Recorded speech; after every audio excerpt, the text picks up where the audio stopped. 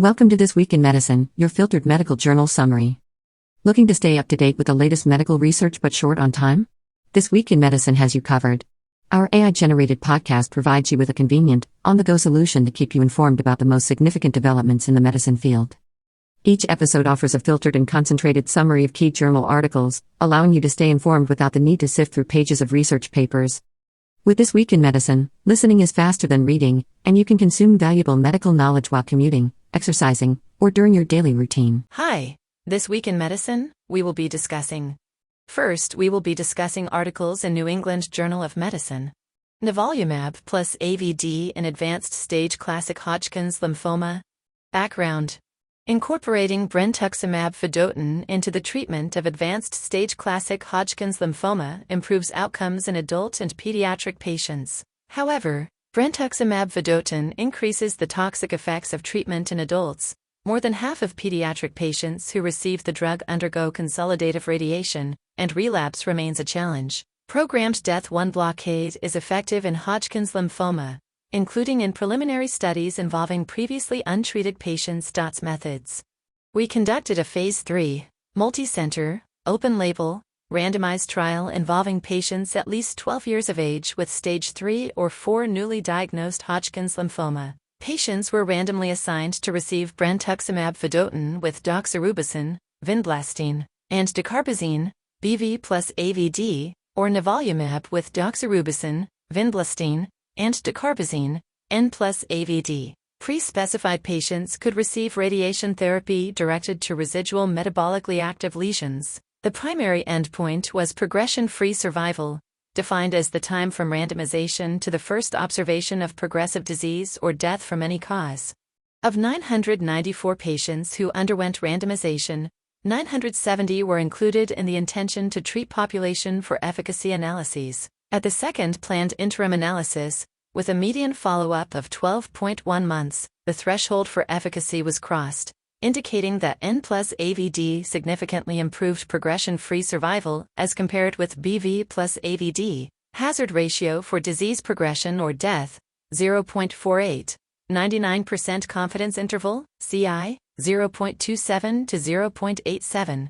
Two-sided p equals 0.001. Owing to the short follow-up time, we repeated the analysis with longer follow-up, with a median follow-up of 2.1 years. Range: 0 to 4.2 years. The 2-year progression-free survival was 92%, 95% CI, 89 to 94, with N+AVD, as compared with 83%, 95% CI, 79 to 86, with BV+AVD. Hazard ratio for disease progression or death, 0.45, 95% CI, 0.30 to 0.65. Overall, 7 patients received radiation therapy. Immune-related adverse events were infrequent with nivolumab. Brentuximab vedotin was associated with more treatment discontinuation. Conclusions: N+AVD resulted in longer progression-free survival than BV+AVD in adolescents and adults with stage 3 or 4 advanced stage classic Hodgkin's lymphoma, and had a better side effect profile.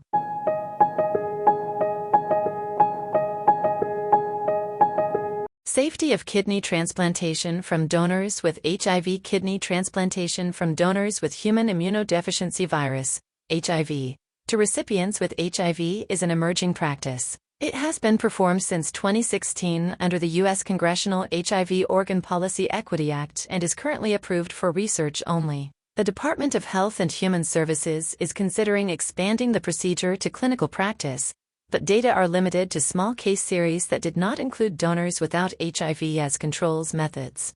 In an observational study conducted at 26 U.S. centers, we compared transplantation of kidneys from deceased donors with HIV and donors without HIV to recipients with HIV. The primary outcome was a safety event, a composite of death from any cause, graft loss, serious adverse event, HIV breakthrough infection, persistent failure of HIV treatment, or opportunistic infection, assessed for non-inferiority, margin for the upper bound of the 95% confidence interval, 3.00. Secondary outcomes included overall survival, survival without graft loss, rejection, infection, cancer, and HIV superinfection. Results: We enrolled 408 transplantation candidates, of whom 198 received a kidney from a deceased donor, 99 received a kidney from a donor with HIV, and 99 from a donor without HIV. The adjusted hazard ratio for the composite primary outcome was 1.00, 95% confidence interval, CI, 0.73 to 1.38, which showed non-inferiority. The following secondary outcomes were similar whether the donor had HIV or not.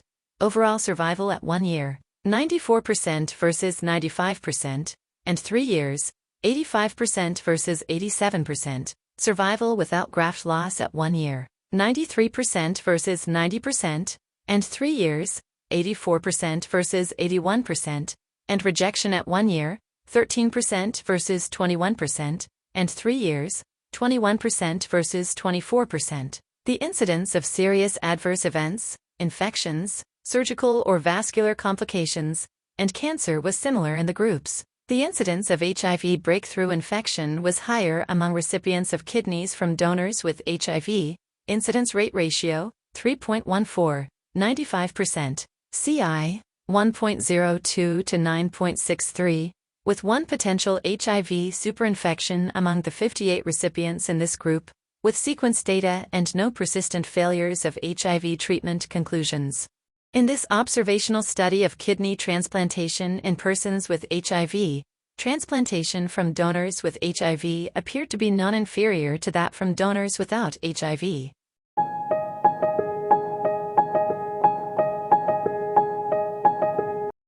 A modular communicative leadless pacing defibrillator system. Background.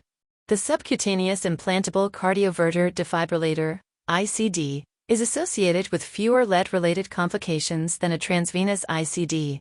However, the subcutaneous ICD cannot provide bradycardia and anti-tachycardia pacing. Whether a modular pacing defibrillator system comprising a leadless pacemaker and wireless communication with a subcutaneous ICD to provide anti-tachycardia and bradycardia pacing is safe remains unknown methods.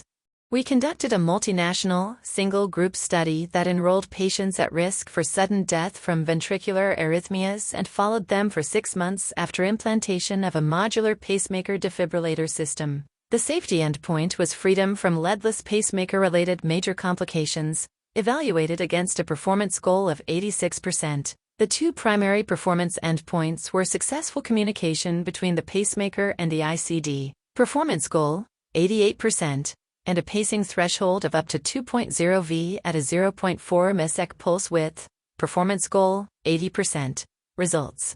We enrolled 293 patients, 162 of whom were in the 6-month endpoint cohort and 151 of whom completed the 6-month follow-up period. The mean age of the patients was 60 years, 16.7% were women, and the mean, plus or minus, left ventricular ejection fraction was 33.1 plus or minus 12.6%. The percentage of patients who were free from leadless pacemaker-related major complications was 97.5%. Which exceeded the pre-specified performance goal. Wireless device communication was successful in 98.8% of communication tests, which exceeded the pre-specified goal. Of 151 patients, 147, 97.4%, had pacing thresholds of 2.0 V or less, which exceeded the pre-specified goal. The percentage of episodes of arrhythmia that were successfully terminated by anti-tachycardia pacing was 61.3%. And there were no episodes for which anti-tachycardia pacing was not delivered owing to communication failure. Of 162 patients, 8 died, 4.9%. None of the deaths were deemed to be related to arrhythmias or the implantation procedure. Conclusions. The leadless pacemaker and wireless communication with a subcutaneous ICD exceeded performance goals for freedom from major complications related to the leadless pacemaker. For communication between the leadless pacemaker and subcutaneous ICD, and for the percentage of patients with a pacing threshold up to 2.0 V at a 0.4 ms pulse width at 6 months.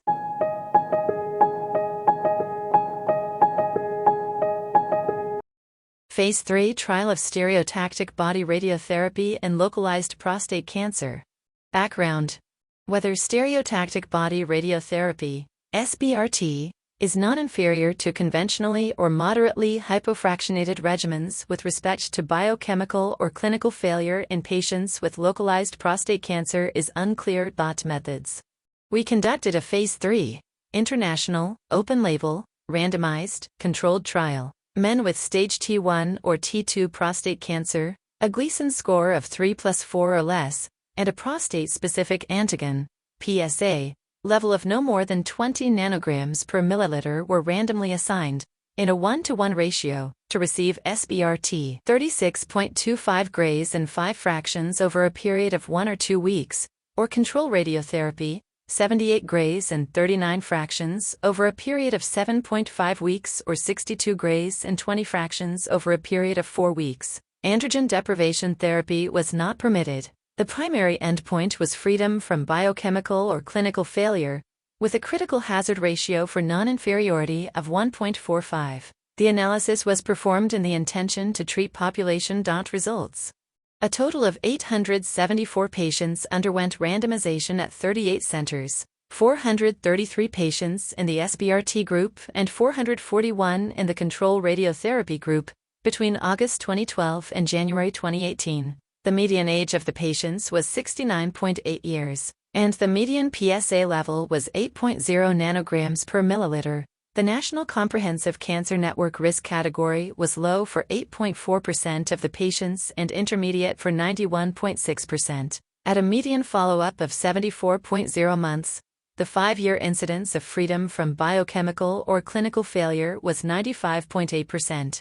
95% confidence interval, CI, 93.3 to 97.4, in the SBRT group and 94.6%. 95% CI, 91.9 to 96.4, in the control radiotherapy group, unadjusted hazard ratio for biochemical or clinical failure, 0.73.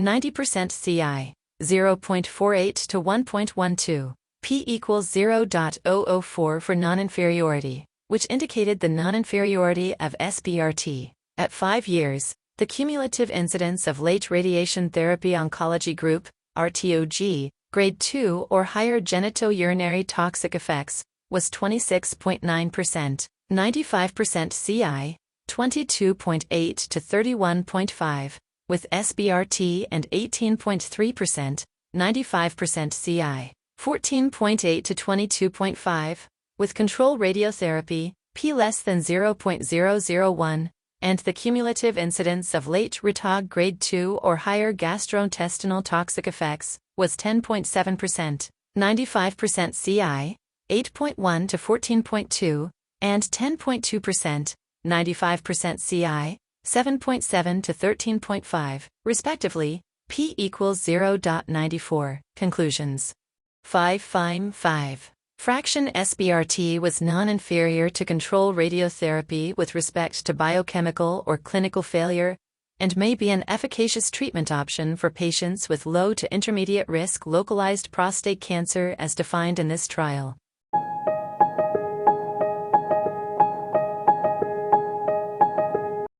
Next, we will be discussing articles from Journal of American Medical Association Testing and Evaluation of Healthcare Applications of Large Language Models, a systematic review.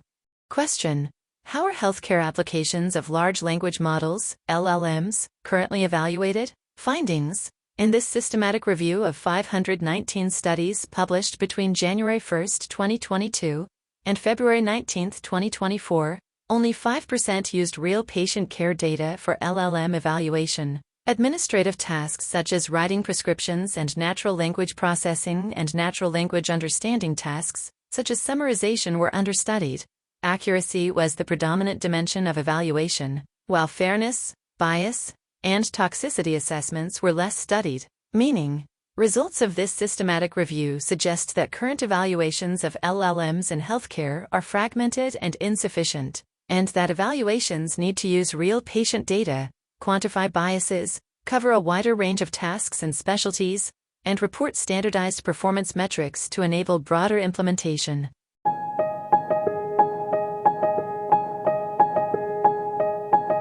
Next, we will be discussing articles from Annals of Internal Medicine. School mask mandates and COVID-19. the challenge of using difference and differences analysis of observational data to estimate the effectiveness of a public health intervention. Background. There are considerable challenges when using difference and differences. DID, analysis of ecological data to estimate the effectiveness of public health interventions in rapidly changing situations.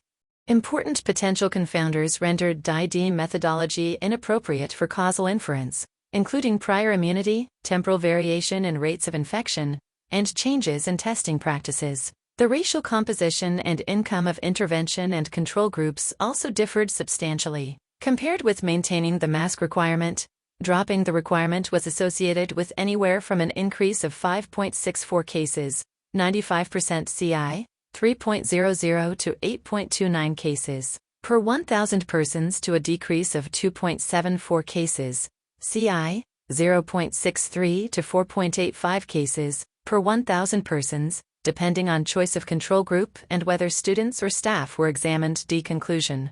Alternate analyses yielded estimates consistent with a wide range of both negative and positive associations in COVID-19 case rates after removal of mask mandates. The findings highlight the challenges of using DID analysis of ecological data to estimate the effectiveness of interventions in divergent intervention and control groups during rapidly changing circumstances.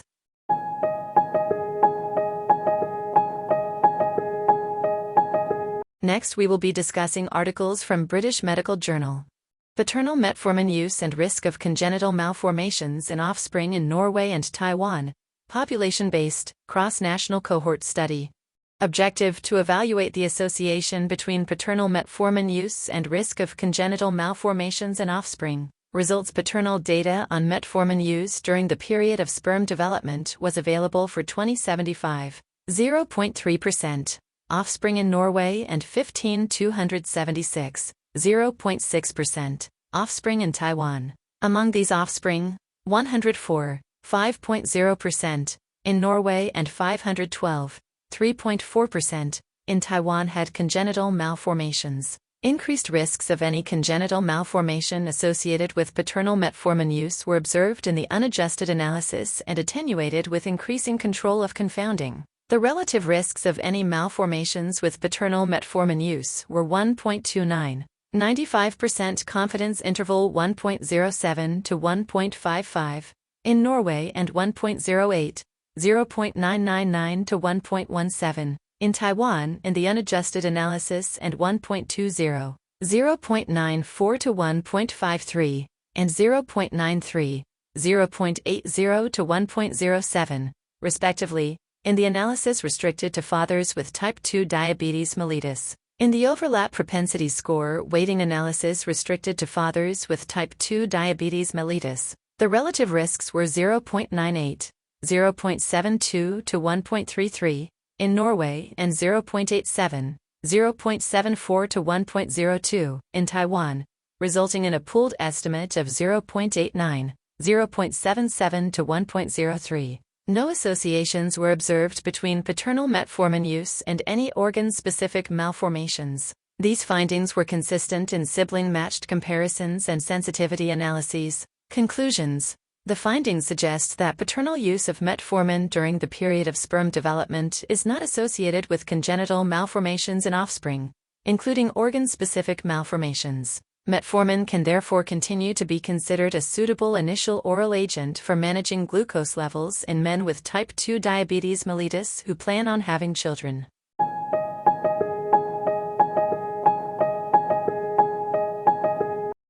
Progress of nations in the organization of, and structures for, kidney care delivery between 2019 and 2023, cross-sectional survey in 148 countries.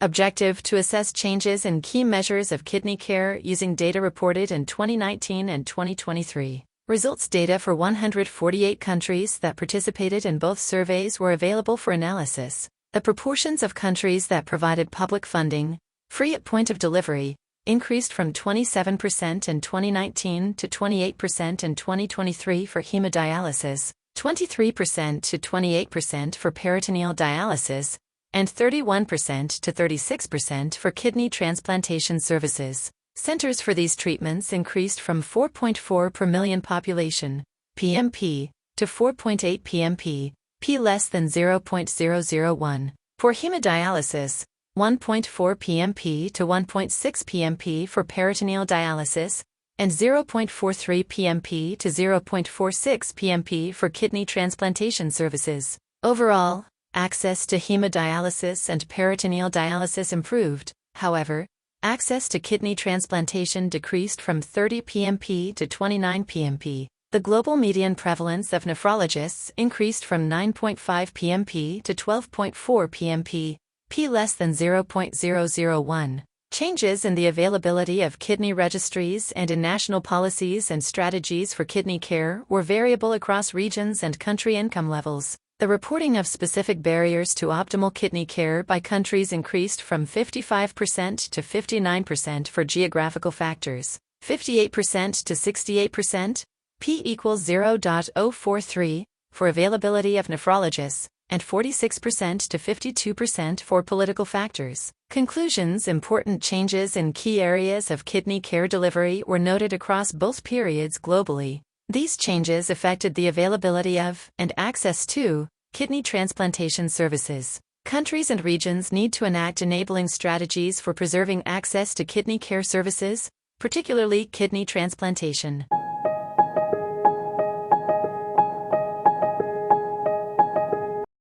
Next, we will be discussing articles from Lancet. Reductions in recurrence in women with early breast cancer entering clinical trials between 1990 and 2009. A pooled analysis of 155,746 women in 151 trials.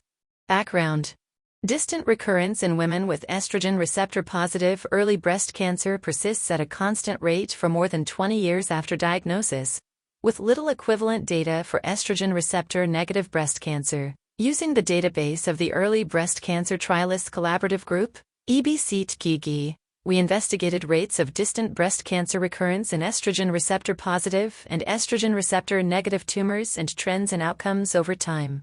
Of the 258 women with early breast cancer in the EBCTGG database on Jan 17, 2023, patient-level data were available from 151 randomized trials that included 155,746 women. Rates of distant tumor recurrence improved similarly in women with estrogen receptor-positive and estrogen receptor-negative tumors. 80.5% of the improvement for estrogen receptor-positive disease and 89.8% of the improvement for estrogen receptor-negative disease was explained by changes in patient and tumor characteristics and improved treatments, but remained significant. P less than 0.001. More recently diagnosed patients were more likely to have node-negative disease. 10-year distant recurrence risks during 1990-99 versus 2000-09 were as follows. For node-negative disease, 10.1% versus 7.3% for estrogen receptor-positive disease, and 18.3% versus 11.9% for estrogen receptor-negative disease.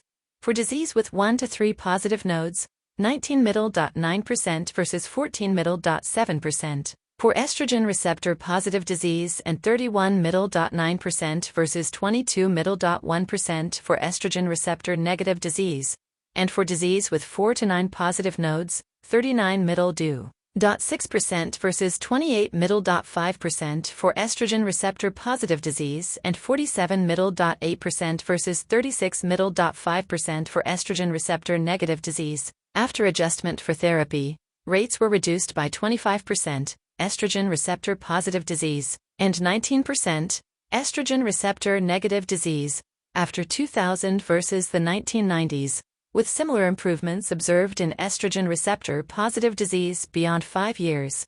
Most of the improvement in trial outcomes is explained by a greater proportion of women with lower-risk disease entering trials and improved adjuvant treatment. After adjustment, women diagnosed since 2000 have about a fifth lower rate of distant recurrence than the 1990s. Long-term risks of distant recurrence for estrogen receptor-positive disease remain, but are about a tenth lower now than in our previous report.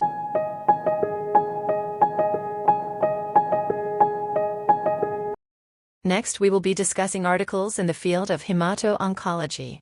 Here are the articles from Journal of Clinical Oncology.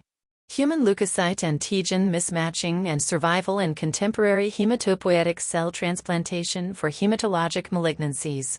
Purpose: human leukocyte antigen, HLA, mismatching can reduce survival of patients with blood cancer after hematopoietic cell transplantation, HCT. How recent advances in HCT practice, in particular graft versus host disease, GVHD, prophylaxis by post-transplantation cyclophosphamide, PCIe, influence HLA risk associations is unknown. Conclusion: Class I but not Class II HLA mismatches, especially at the antigen and PBM level, are associated with inferior survival in contemporary unrelated HCT. These effects are not significantly different between non-C compared with C transplants. Optimized HLA matching should still be considered in modern HCT.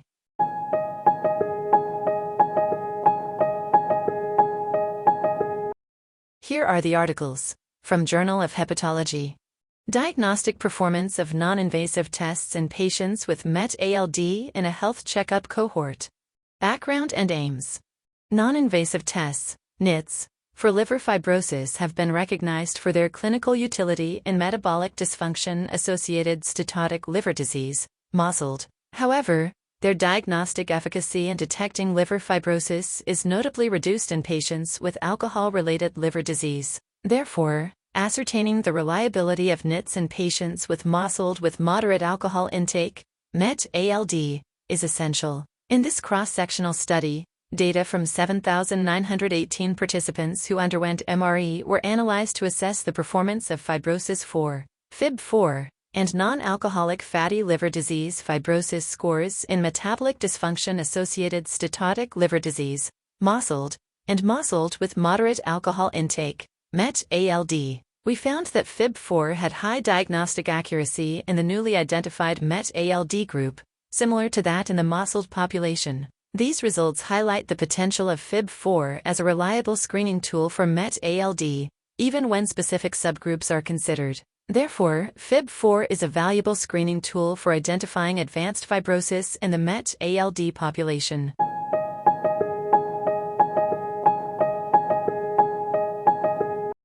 Next, we will be discussing articles in the field of gastroenterology. Here are the articles. From Gastroenterology. Subcutaneous infliximab, CTP13SC, as maintenance therapy for inflammatory bowel disease. 2 randomized Phase 3 trials, Liberty background and aims. CTP13 subcutaneous, SC, an SC formulation of the intravenous, 4, infliximab biosimilar CTP13-4, creates a unique exposure profile. The Liberty studies aimed to demonstrate superiority of CTP13-SC versus placebo as maintenance therapy in patients with Crohn's disease, CD, and ulcerative colitis, UC. Conclusions. CTP13-SC was more effective than placebo as maintenance therapy and was well tolerated in patients with moderately to severely active CD or UC who responded to CTP13-4 induction. The next article is Prognostic Factors for Early Recurrence After Resection of Pancreatic Cancer, a Systematic Review and Meta-Analysis. Background and aims. More than half of pancreatic ductal adenocarcinomas, PADACs, recur within 12 months after curative intent resection. This systematic review and meta-analysis was conducted to identify all reported prognostic factors for early recurrence in resected PACs. Conclusions. Reported prognostic factors of early recurrence vary considerably. Identified key prognostic factors could aid in the development of a risk stratification framework for early recurrence. However, prospective validation is necessary.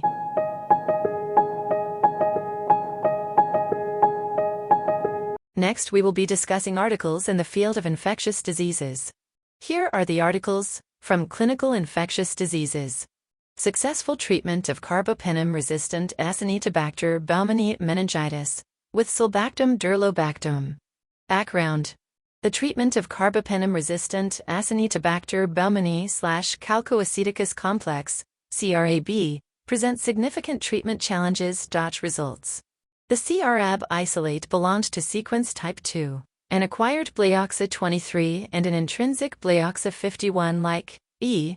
Bleoxa 66, carbapin-MACE gene were identified. The paradoxical effect, I. No growth at lower sphericol dilutions but growth at higher dilutions, was observed by broth microdilution after 8 days of sphericol exposure but not by disc diffusion. Potential markers of resistance to sphericol included mutations in the start codon of PIUA and PIAC iron transport genes and an A515V substitution in PBP3. The primary target of sphericol, sulbactam and durlobactam, were detected in CSF at both time points, indicating CSF penetration. DONS conclusions.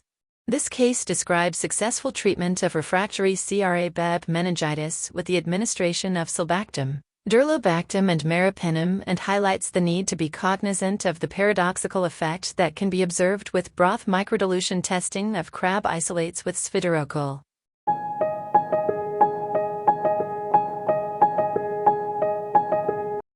Next, we will be discussing articles in the field of rheumatology. Leveraging habits to improve adherence to gout medications, a qualitative study. Objective. This study investigates patients' medication taking routines and the feasibility of harnessing habit formation through context cues and rewards to improve medication adherence. Results. We conducted interviews with 15 individuals, mean age 60.6, SD 20.3 years, 3 women, 20%, and 9 white patients, 60%. Pill bottle recorded adherence to urate-lowering therapy, ULT, was high, mean 0.91, SD 0.10, and 1 patient was experiencing an active gout flare. 5 key themes emerged. 1. Reasons for non-adherence. 2. Internal and external motivations for adherence. 3. Structured routines around taking medications. 4. Rewards for good medication adherence. And 5. The role of pill cap technology in medication taking. Conclusion. The importance of a predictable, structured routine in which participants could incorporate their medication taking behavior emerged as a key factor that promoted consistent adherence. Further, identifying context cues and reminders seems to promote incorporation of medication taking into routines. Therefore, habit-based interventions that use context cues to establish routines around medication taking may be a feasible strategy to improve adherence in patients with chronic conditions such as gout.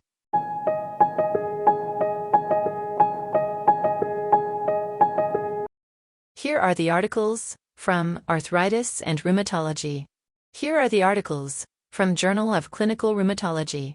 Development and validation of nosocomial bacterial infection prediction models for patients with systemic lupus erythematosus. Background. Hospital-acquired bacterial infections are associated with high morbidity and mortality rates in patients with systemic lupus erythematosus, SLE. This study aimed to develop and validate predictive models for the risk of hospital-acquired bacterial infections in patients with SLE. Conclusions. 2 predictive models for nosocomial bacterial infections in patients with SLE are presented. All infection prevention recommendations should be maximized in patients at moderate/high risk. Further validation studies in diverse contexts, as well as clinical impact trials, are necessary before potential applications in research and clinical care.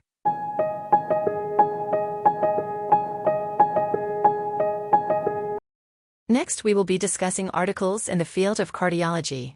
Here are the articles from Circulation. Neurofilament light chain and risk of stroke in patients with atrial fibrillation. Background.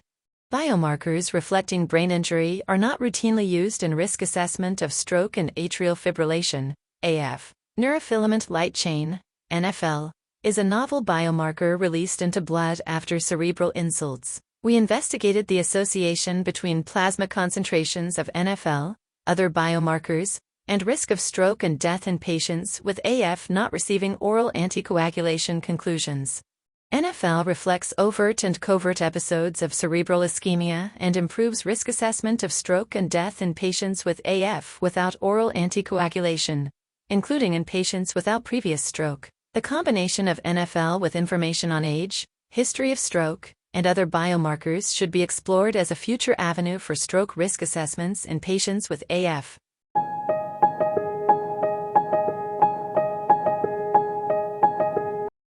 Here are the articles from Journals of the American College of Cardiology. Bivalirudin versus heparin anticoagulation in STEMI, confirmation of the BRIGHT 4 results. Background. In the BRIGHT 4, bivalirudin with prolonged full-dose infusion during primary PCI versus heparin trial 4, anticoagulation with bivalirudin plus a 2 to 4 hour high-dose infusion after percutaneous coronary intervention, PCI, reduced all-cause mortality and bleeding without increasing reinfarction or stent thrombosis, compared with heparin alone in patients with Saint segment elevation myocardial infarction, STEMI. These findings require external validation. Objectives. This study sought to determine outcomes of bivalirudin versus heparin anticoagulation during PCI and STEMI. Conclusions. In STEMI patients undergoing primary PCI, bivalirudin with a 2 to 4 hour post-PCI high-dose infusion reduced cardiac mortality and major bleeding without an increase in ischemic events compared with heparin monotherapy with provisional GPI use, confirming the BRIGHT 4 results.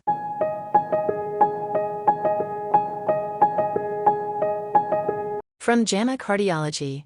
Leadless ultrasound-based cardiac resynchronization system in heart failure. Question. Is leadless left ventricular, LV, endocardial pacing using ultrasound energy safe and effective for providing cardiac resynchronization therapy, CRT, to patients whose conventional CRT using a coronary sinus lead failed? Findings. In this prospective clinical trial, N equals 183, 80.9% of patients were free from device and procedure-related adverse events. The average improvement in mean LV and systolic volume was -16.4%, meaning, in this study, for patients with failed coronary sinus lead placement for CRT, a leadless LV pacing system using ultrasound energy holds promise as a viable alternative.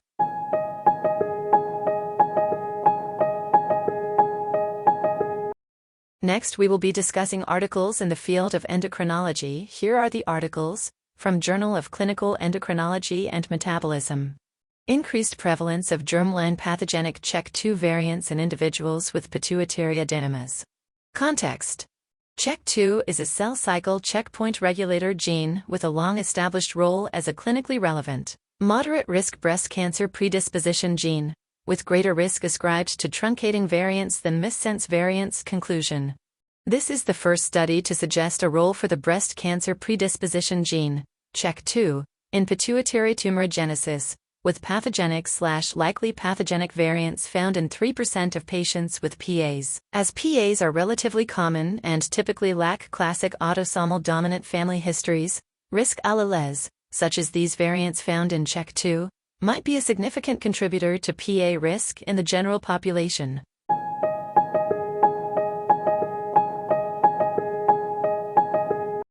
Here are the articles. From Diabetes Care. Discrepancy between genetically predicted and observed BMI predicts incident type 2 diabetes. Objective. Obesity is a key predictor of type 2 diabetes, T2D. However, metabolic complications are not solely due to increased BMI. We hypothesized that differences between genetically predicted BMI and observed BMI, BMI diff, could reflect deviation from individual set point, and may predict incident T2D inclusions.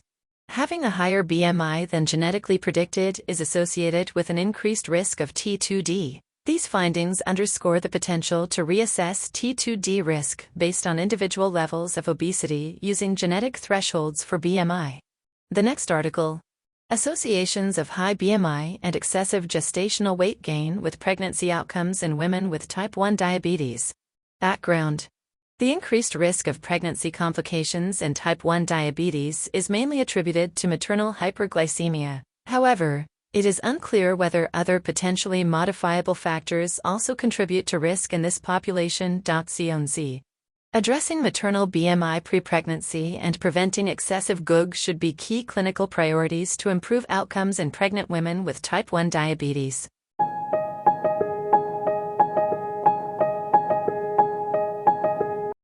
Next, we will be discussing articles in the field of neurology. Here are the articles from Neurology. Association of polygenic risk score with lifetime risk of developing multiple sclerosis in a population-based birth year cohort. Background and objectives.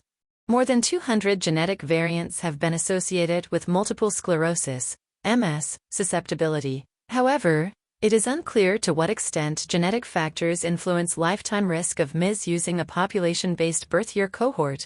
We investigate the effect of genetics on lifetime risk of MS. Discussion.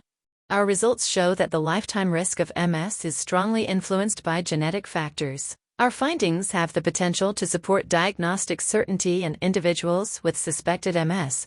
A high PRS could strengthen a diagnosis, but especially a PRS from the lowest tail of the PRS distribution should be considered a red flag, and could prevent misdiagnosing conditions that mimic MS.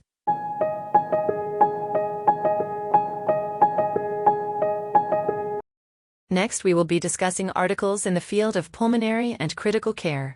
Here are the articles. From Chest. Characteristics of adults with severe asthma in childhood. A 60-year follow-up study. Background. Childhood asthma is a prevalent condition with potential impacts on adult life. Research question. In a 60-year follow-up study of adults with a history of severe childhood asthma, what are the potential differences and characteristics between individuals with persistent asthma and asthma remission in adulthood? Interpretation. Our 60-year follow-up study of adults with a history of severe childhood asthma revealed that 9 of 10 participants still had current asthma. Persistent asthma was associated with lower lung function and higher levels of type 2 inflammatory biomarkers compared with asthma remission.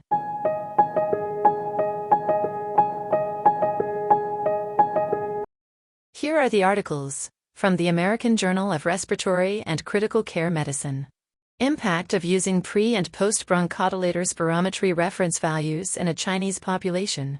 Rationale: spirometry reference equations that are derived from a large, nationally representative general population are warranted in China, and the impact of using pre-bronchodilator, pre-BD, and post-BD spirometry reference values has yet to be assessed in Chinese populations. Objectives: to present the pre-BD and post-BD spirometry reference values for Chinese adults using the China Pulmonary Health (CPH) study. Conclusions: this study generated and applied pre- and post-BD spirometry reference values in a nationally representative Chinese adult population. Post-BD reference values may serve as an additional criterion in identifying individuals at risk for obstructive pulmonary diseases, and their diagnostic and prognostic values should be further investigated.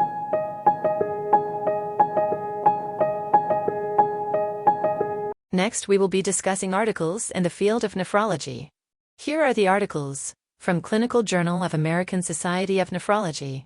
Urine output and acute kidney injury in neonates/younger children, a prospective study of cardiac surgery patients with indwelling urinary catheters. Key points. Using indwelling urinary catheters, urine output, UO, shows good performance in neonates and younger children. Using higher UO thresholds in neonates post-cardiac surgery improves discriminatory capacity for outcomes compared to neonatal kidney disease, improving global outcomes. In younger children, 1 to 24 months, higher UO thresholds were not better than the adult kidney disease, improving global outcomes criteria.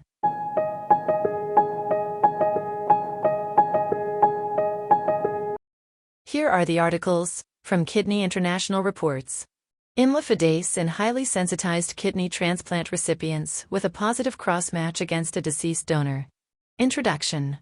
Imlifidase is authorized for desensitization of highly sensitized adult kidney transplant candidates with a positive cross-match, XM, against a deceased donor. Here, we report on the results for the first 9 patients transplanted in this context who had at least 3 months of follow-up results.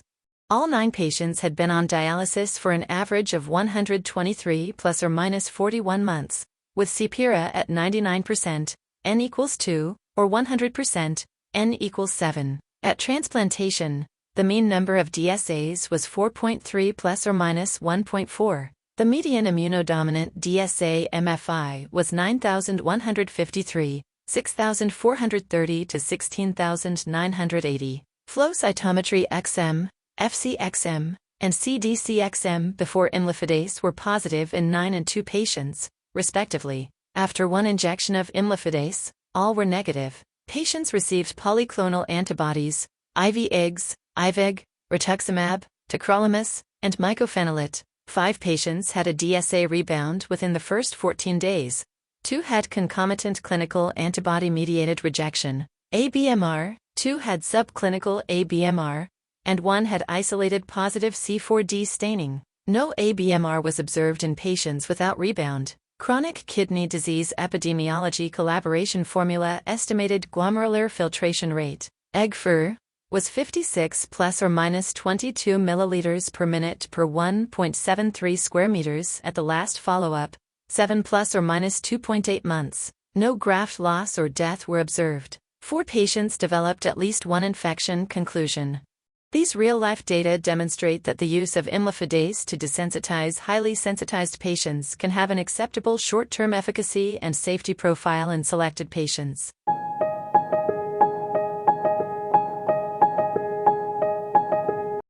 Losing much more than a transplant. A qualitative study of kidney transplant recipients' experiences of graft failure. Introduction. Kidney transplant recipients with graft failure are a growing cohort of patients who experience high morbidity and mortality. Limited evidence guides their care delivery, and patient perspective to improve care processes is lacking. We conducted an in-depth exploration of how individuals experience graft failure, and the specific research question was, what impact does the loss of an allograft have on their lives? Results.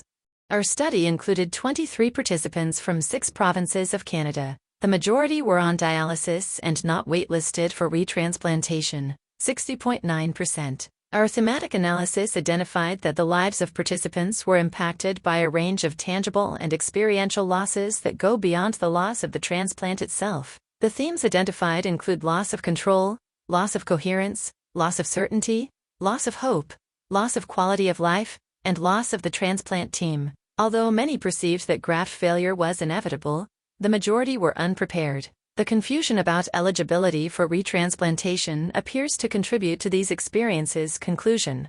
Individuals with graft failure experience complex mental and emotional challenges which may contribute to poor outcomes. The number of patients with graft failure globally is increasing, and our findings can help guide practices aimed at supporting and guiding them towards self-management and adaptive coping. Thank you for listening to This Week in Medicine, your filtered medical journal summary. Have a great week ahead, stay blessed and be humane.